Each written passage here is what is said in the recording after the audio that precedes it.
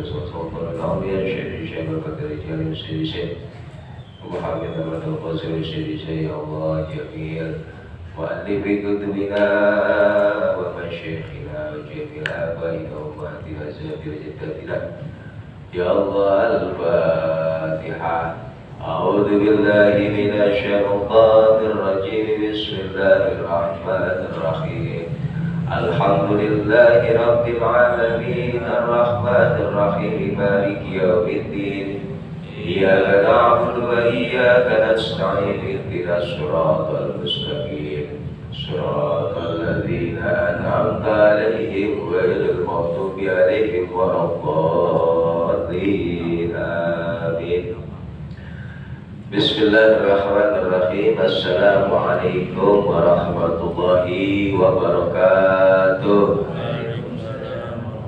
Alhamdulillah wassalatu wassalamu ala rasulillah sayyidina Muhammadin abdillah wa ala alihi wa sahbihi wa mawalah la hawla wa la quwwata illa billah. Subhanaka la ilma lana illa ma 'allamtana innaka antal alimul hakim wa tub 'alaina innaka antat tawwabur rahim. Rabbi shrah li sadri wa yassir li amri wahlul 'uqdatam min lisani yafqahu qawli. Amma ba'du. Hadratal fuqara wal muhtaram, para bapak, para talabah, jamaah yang dimuliakan oleh Allah Subhanahu wa ta'ala, puji syukur alhamdulillah berkat nikmat dan juga anugerah yang telah Allah berikan kepada kita. Alhamdulillah pada malam hari ini kita masih bisa melaksanakan kewajiban kita, yakni melaksanakan salat maghrib berjamaah. Kemudian kita lanjutkan dengan talabul ilmi atau belajar, yang merupakan satu hal yang dianjurkan oleh baginda kita Nabi besar Muhammad Sallallahu Alaihi Wasallam. Satu hal yang merupakan salah satu cara bagaimana agar ibadah yang kita lakukan dan juga segala aktivitas-aktivitas yang kita lakukan di dunia ini semuanya sesuai dengan aturan Allah Subhanahu wa ta'ala, dan tentunya harus sesuai dengan realita dan juga kehidupan kita di dunia ini. Sholawat dan salam tentunya marilah kita haturkan kepada suri tauladan kita, yakni junjungan kita Nabi besar Muhammad Sallallahu Alaihi Wasallam, serta para keluarga beliau, para sahabat-sahabat beliau, para pengikut-pengikut beliau, dan mudah-mudahan kita ini termasuk daripada orang-orang yang berusaha untuk mengikuti daripada sunnah-sunnah Nabi Muhammad Sallallahu Alaihi Wasallam, agar kelak kita mendapatkan syafaatnya. Amin ya rabbal alamin. Mengikuti dengan hakikat ittiba, betul-betul mengikuti, bukan hanya sekedar ucapan belaka. Karena diantara daripada para ulama min ahlil hikmah, beliau mengatakan man amila sab'atun duna sab'atin lam yartabi bima ya'mal. Barang siapa yang beramal tanpa diiringi dengan amalan yang lain, maka amalan tersebut tidak akan diterima oleh Allah Subhanahu wa ta'ala. 7 amalan yang tanpa diiringi dengan fakta dan realita, maka amalan tersebut tidaklah akan diterima oleh Allah Subhanahu wa ta'ala. Yang pertama, awaluha ya'mal bil khawf dunal hadar, yakni yaqulu inni akhafu adab Allah wa la yahdar minad dzunub, yakni kita beramal dengan amalan-amalan agar kita terhindar dari siksa Allah Subhanahu wa Ta'ala. Dan ini sering kita ucapkan. Ya, kita takut masuk neraka, kita takut siksa kubur, kita takut azab Allah, kita takut bala, baik di dunia maupun di akhirat. Pasti ketika kita ditanya, apakah Anda takut terhadap siksa Allah? Pasti kita menjawab takut. Apakah Anda takut dengan api neraka? Pasti kita menjawab takut. Apakah Anda takut dengan azab Allah yang Allah turunkan di muka bumi ini?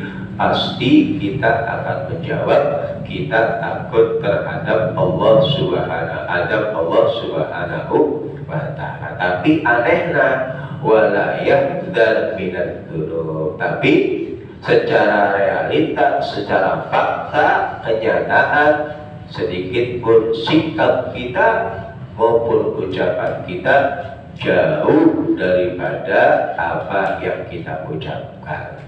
Kita masih sering melanggar aturan Allah. Kita masih sering melakukan perbuatan maksiat yang akan mengundang azab Allah dan juga siksa Allah Subhanahu wa Ta'ala. Maka apa yang kita ucapkan tadi, wala yaghtabi dzalikal qaul, maka yang kita ucapkan tadi, rasa takut kita semua itu tidak ada manfaatnya sedikit pun tanpa dibarengi dengan berusahanya kita menjauhi dari hal-hal yang mengundang azab Allah, menjauhi dari hal-hal yang mengakibatkan kita masuk ke dalam nerakanya Allah, menjauhi dari hal-hal yang menjadikan kita mendapatkan siksa kubur. Baru orang tersebut adalah orang-orang yang akan diselamatkan oleh Allah Subhanahu wa Ta'ala dari apa-apa yang dia khawatirkan. Ini kebanyakan kita, ya. Jadi para ulama mengatakan orang yang beramal pada 7 hal tapi tidak melakukan pada 7 hal, maka amalannya tidak akan bermanfaat. Yang pertama, dia takut dengan azab Allah, tapi dia tidak pernah berusaha untuk menjauhi dari hal-hal yang mendatangkan azab Allah datang. Yang kedua, wasani ayyamal birraja tapi dunal talab, yakni yaqulu inni arju sawaballahi ta'ala tapi wala yatlubuhu bil a'malis sholihah. Kita sering berharap agar kita nanti ketika meninggal husnul khatimah. Kita berharap agar kita ketika meninggal di dalam kubur dapat nikmat kubur. Nanti di akhirat masuk ke dalam surga. Itu kan harapan kita. Dan keinginan semua orang di dunia bahagia, di akhirat bahagia. Rabbana atina fid dunya hasanah. Ya Allah, ya Tuhan kami, berikanlah kami di dunia ini kebaikan-kebaikan, wa fil akhirati hasanah, dan juga kita memohon di akhirat juga nanti diberikan kebaikan-kebaikan, wa qina adzaban, dan jauhilah kami dari siksa api neraka. Namun faktanya, realitanya kita tidak berusaha, wala yadlubuhu bil a'malis sholihah, tapi kita tidak berusaha bagaimana agar kita ini mendapatkan kebaikan-kebaikan dunia dan juga kebaikan-kebaikan akhirat bi a'malis sholihah, dengan melakukan amalan-amalan soleh. Pengen hidupnya bahagia, rumah tangganya akur rukun, anaknya soleh soleha, matinya husnul khatimah, tapi kerjaannya cuma tidur, kerjaannya ngomongin orang, sholat males, ngaji males, pengennya yang baik-baik, tapi fakta realitanya di dalam kesehariannya jauh dari kebiasaan orang-orang soleh yang menjadikan dia mendapatkan kebaikan dunia maupun kebaikan akhirat. Jangan berharap.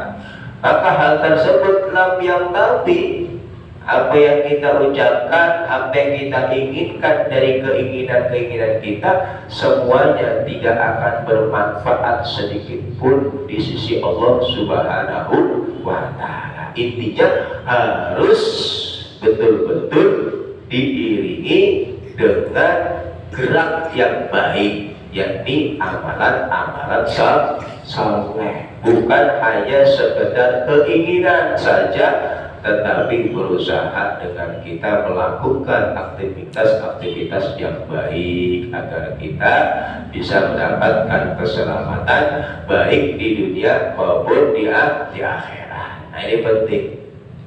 Kemudian yang ketiga kata beliau, wasaris biniyati dunal qasdi, ayyani yanwi biqalbihi ayya'mala bitta'ati wal khairati tapi wala yaqsud bi nafsihi. Dia punya keinginan kuat, ingin melakukan perbuatan-perbuatan taat, ingin melakukan perbuatan-perbuatan baik, tapi itu hanya keinginan saja. Fakta kenyataannya di dalam kesehariannya sama sekali dia tidak pernah melakukan perbuatan-perbuatan taat, sama sekali dia tidak pernah melakukan perbuatan-perbuatan baik. Maka dari keinginan yang kuat tersebut tidak akan mendapatkan pahala nilai di sisi Allah Subhanahu wa Ta'ala. Maka niat itu harus diiringi dengan amalan soleh. Sama seperti pengertian niat di dalam ibadah.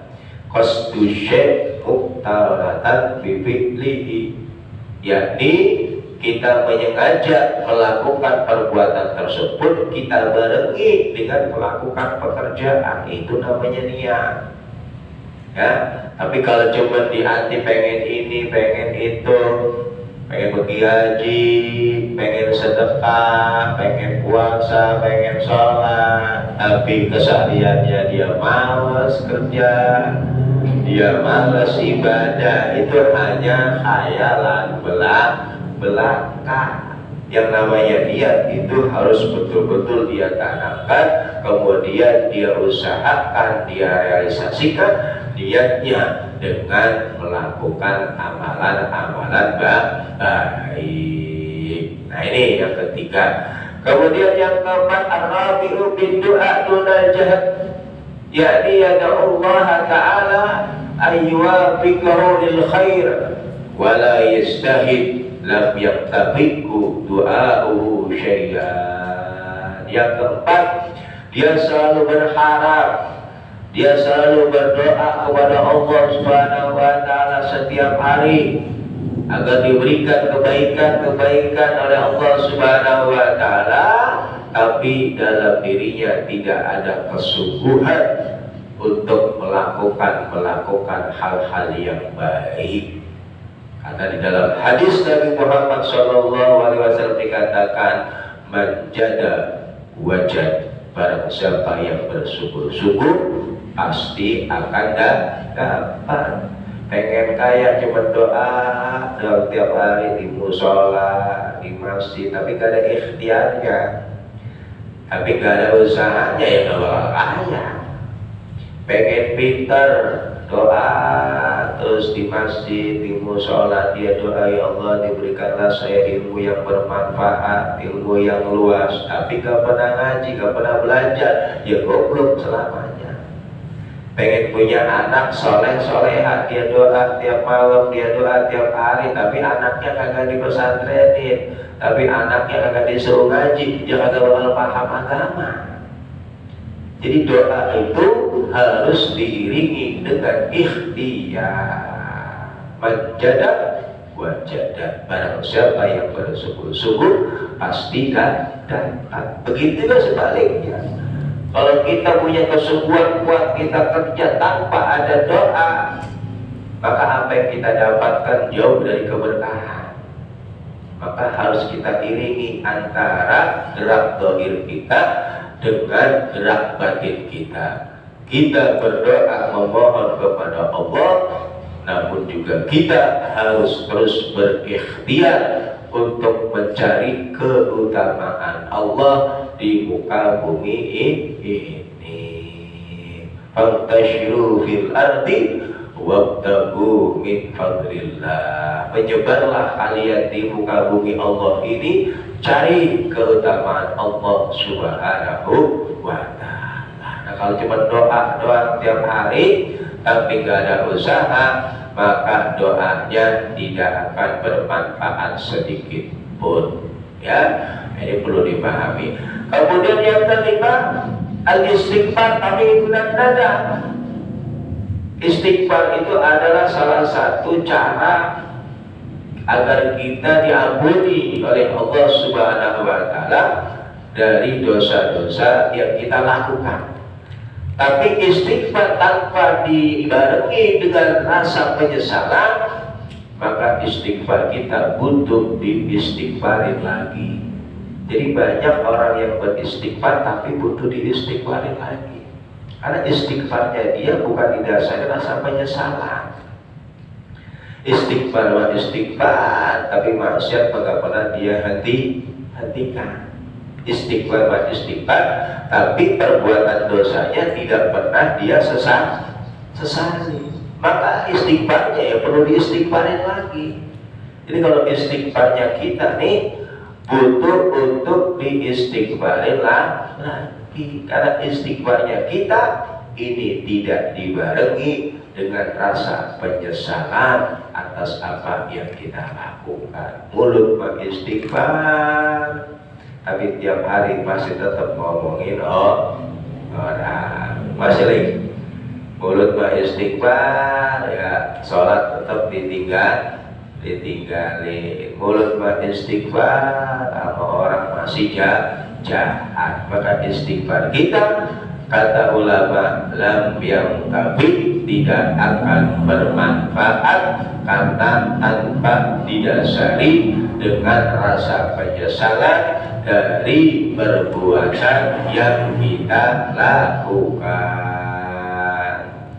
Kemudian kata beliau, as-sadisu yang keenam adalah bil alaniyah dunas sarirah, yakni dia berusaha untuk memperbaiki zahir dia tapi tanpa memperhatikan batinnya.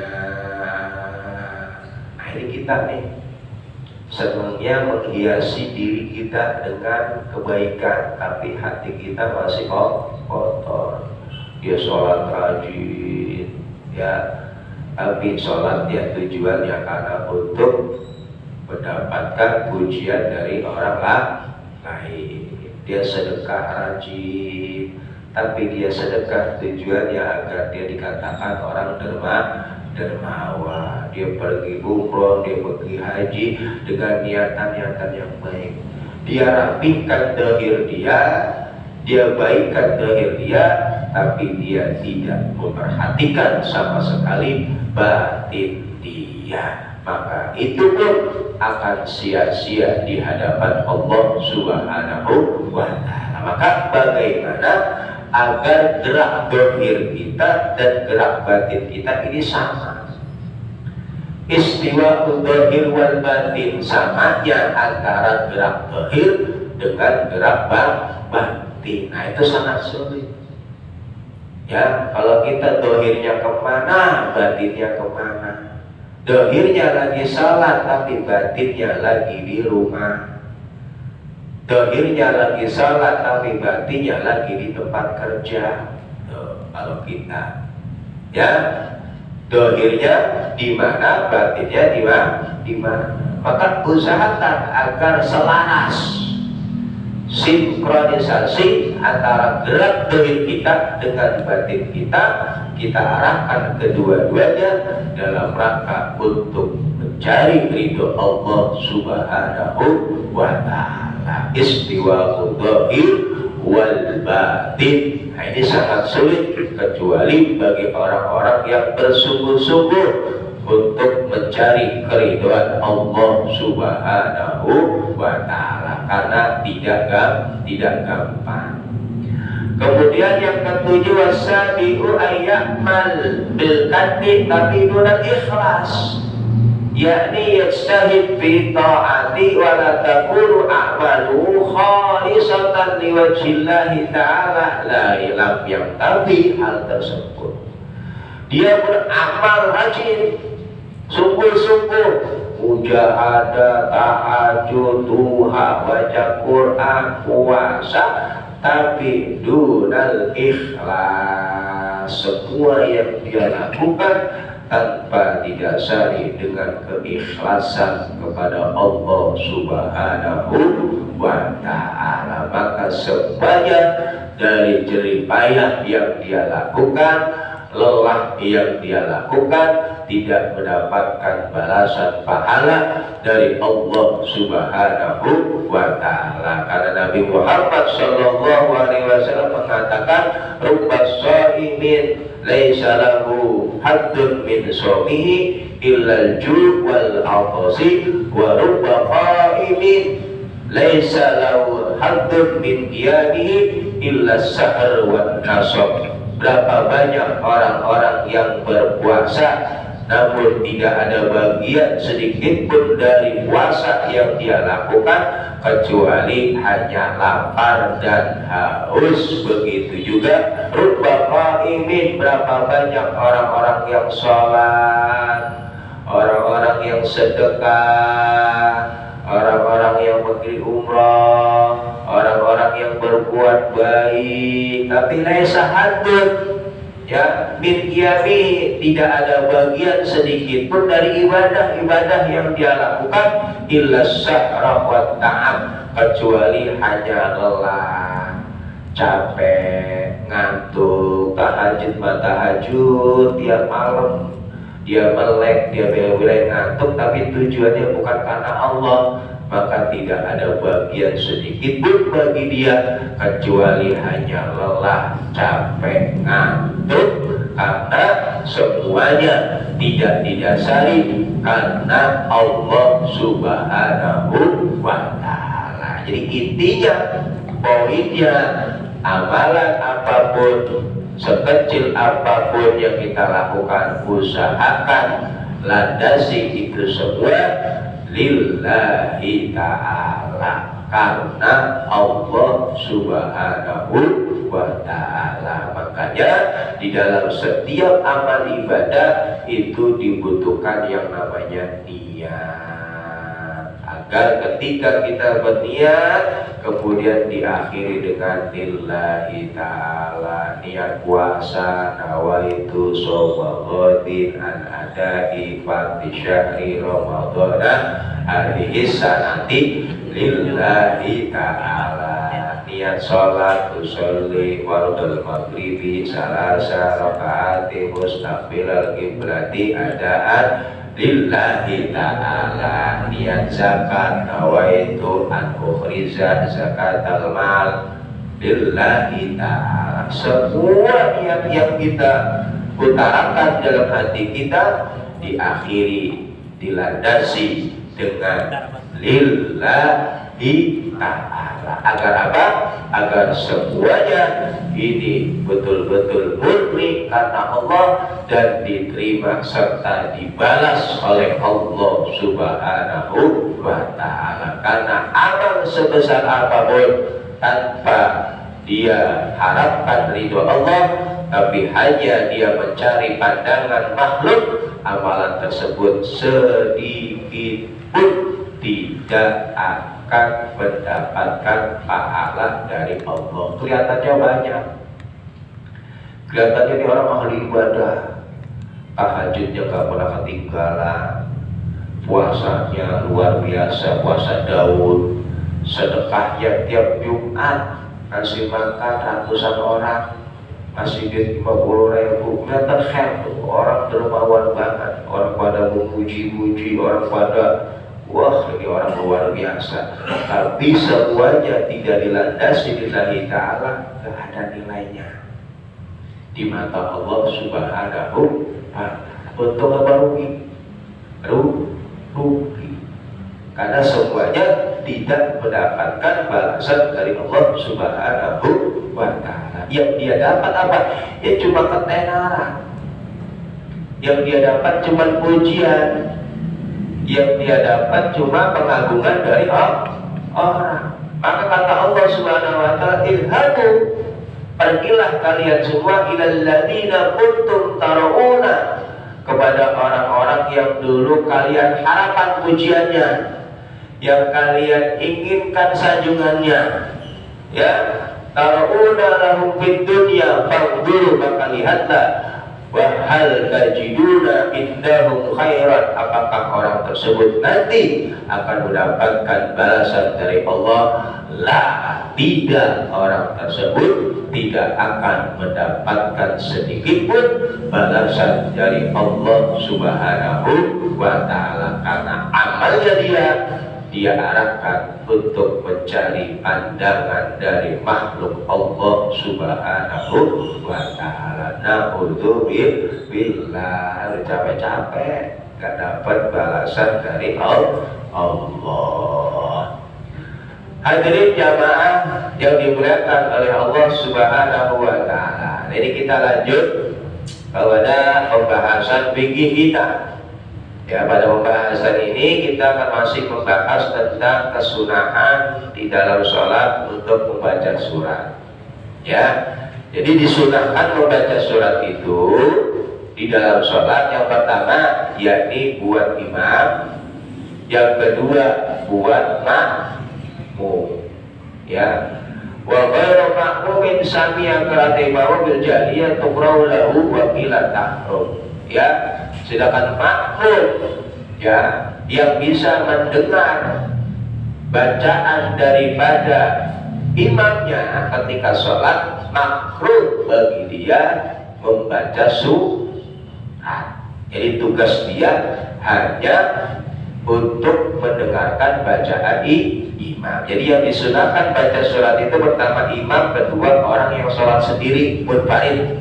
Imam dan orang yang sholat sendiri.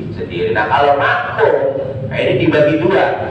Kalau makmum bisa mendengar bacaan imam dengan jelas, maka makruh bagi dia membaca surat, karena tugas dia adalah mendengar bacaan atau menyimak bacaan si imam. Tapi kalau makmum lam yasma'ha, makmum yang tidak mendengar bacaannya imam, aw sami'a sautan la yumayyizu hurufahu, atau dia mendengar tapi gerebek-gerebek doang karena jauh posisinya, dengar bacaan imam tapi bacaannya kurang jelas karena posisinya jauh, maka bagi makmum yang seperti itu fayaqra'u sirran, maka sunnah bagi makmum tersebut membaca surat tapi tidak mengeraskan suara.